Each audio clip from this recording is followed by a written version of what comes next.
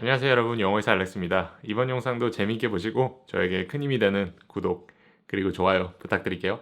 제가 지금까지 올렸던 영상들에서는 영어 회화에 집중해서 영어 회화를 더 자연스럽고 쉽게 배우는 방법들에 대해서 이야기했죠. 제 생각에 아무래도 영어 회화가 가장 잘못 가르쳐지고 있고 많은 분들이 잘못된 방법으로 접근하시는 것 같아서 영어 회화 실력을 늘리는 방법에 집중해서 다양한 이야기를 나눴어요. 근데 개인적으로는 저는 영어 말하기도 힘들었는데 미국 생활이나 미국 학교를 다니면서 가장 힘들었던 거는 독해 실력을 늘리는 거였어요. 특히나 제가 의대에 들어가고 의사가 되기까지 독해 실력이 생각보다 굉장히 중요하다는 걸 느꼈습니다. 대학교 때도 그렇고 의대에서도 그렇고 과학책은 영어로 쓰이는 거를 그렇게 읽기가 어렵지가 않아요. 그런데 SAT, GRE, MCAT 같이 대학이나 대학원을 입학하기 위한 시험에서는 꽤 높은 수준의 독해 실력을 요구하는 시험들이 많습니다. 제 개인적으로도 그렇고 지금 한국에서 미국으로 와서 공부하시는 분들 중에 이 시험의 어려움을 겪는 가장 큰 이유가 독해 실력 때문이에요. 아무래도 이 시험들은 미국에서 태어나고 자란 학생들도 많이 보는 거라서 그 아이들과 경쟁하면서 좋은 점수를 얻긴 쉽지 않습니다.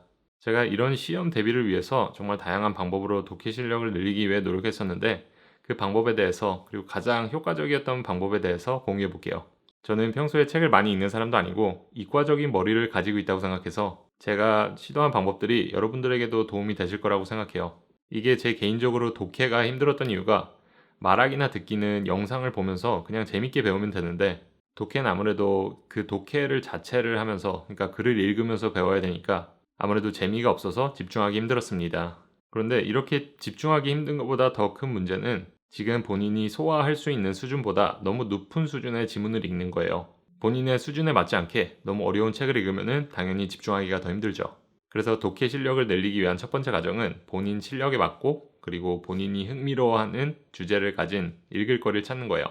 제 생각에 여기서 많은 분들이 실수하시는 게 목표를 너무 높이 잡아놓고 그 높이 잡힌 목표에 너무 집중해서 그 수준에 있는 읽을 거리로 먼저 독해 공부를 시작하는 거죠. 그런데 당연히 본인이 목표치로 한 난이도의 수준의 글은 현재 상황에서는 소화하기가 너무 힘들기 때문에 꾸준한 공부가 안 되고 쉽게 포기하게 되죠. 그래서 다시 한번 강조드리지만 수준 높은 독해 실력을 이루기 위해서는 본인 수준에 맞는 읽을 거리를 찾아서 거기서 시작하시는 게 제일 좋아요. 그런데 이거는 제가 추천해 드리기보다는 본인이 찾으시는 수밖에 없어요.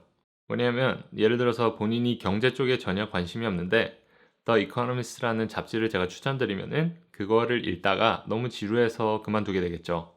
그래서 본인 입맛에 맞게 소설, 수필집 아니면은 잡지나 신문 등등 본인 관심 분야에 맞는 읽을 거리를 찾는 게 가장 중요합니다.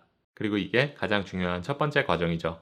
여러분들이 만약 어떤 시험을 목표로 두고 계시고 그 시험을 위해서 독해 공부를 하고 계신다면 그 시험 수준에 맞는 읽을 거리를 찾으시는 게 좋아요.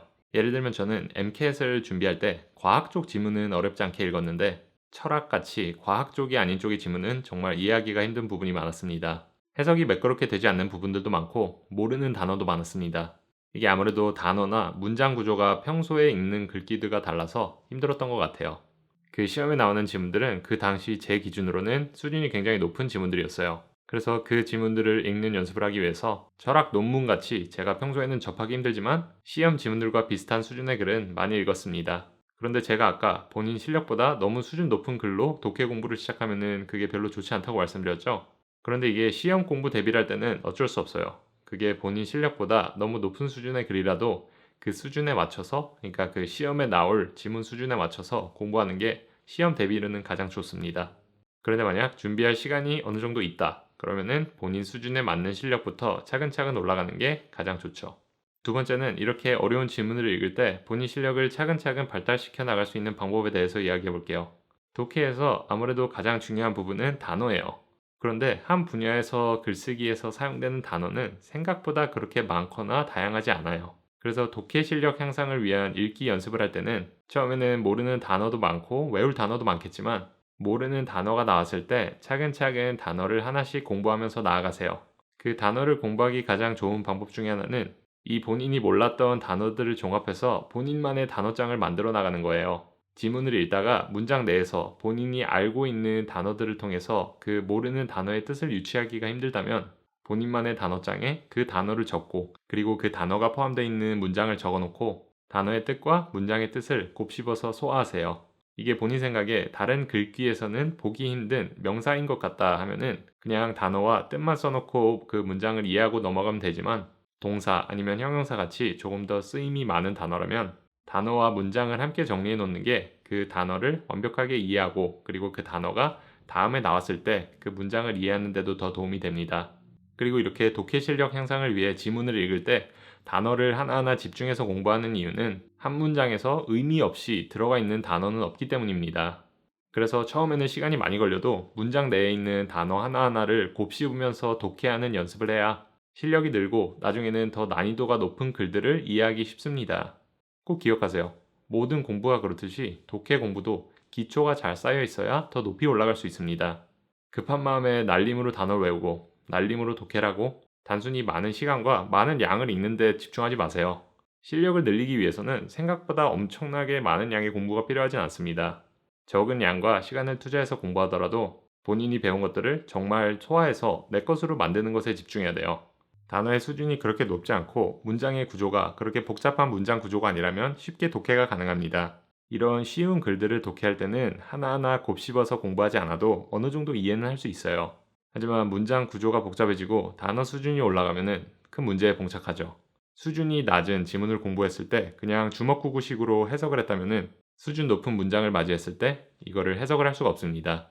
그냥 원래 했던 것처럼 단어 뜻만 대충 연결해서 주먹구구로 해석하는 거는 올바른 뜻으로 해석을 할 수가 없어요.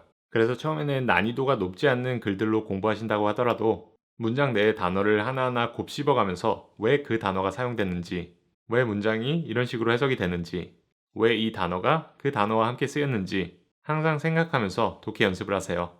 이렇게 기초를 잘 쌓아가면은 나중에는 수준 높은 글들도 어렵지 않게 독해를 하고 있는 본인 모습을 보시게 될 수 있을 거예요.